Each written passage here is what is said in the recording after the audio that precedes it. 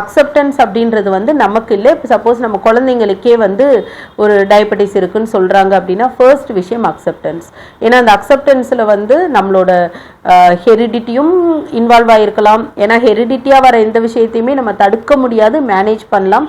இல்லைன்னா நம்மளோட ப்ராக்டிஸ், நம்மளோட ஹேபிட் மூலயமா வந்ததை வந்து நம்ம அக்செப்ட் பண்ணி தான் ஆகணும். ஃபர்ஸ்ட் விஷயம் வந்து அக்செப்ட் பண்ணிக்கோங்க.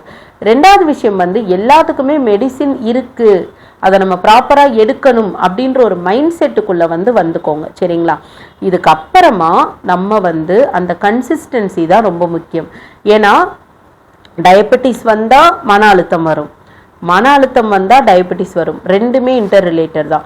ரொம்ப ஒர்க்லேயே இருந்துட்டு, இல்லை ரொம்ப ஒர்க் ஸ்ட்ரெஸ், இல்லைனா ஏதோ ஒரு ஃபேமிலி ஸ்ட்ரெஸ், இல்லை ஏதோ ஒரு ஃபினான்ஷியல் ஸ்ட்ரெஸ்ஸு, பயங்கரமாக மன அழுத்தத்தில் நீங்கள் சரியாக தூங்காமல் சரியாக சாப்பிடாமல், இல்லைனா அளவுக்கு அதிகமாக சாப்பிட்டுட்டு இந்த மாதிரி இருக்கும்போது டயபெட்டிஸ் வரும்.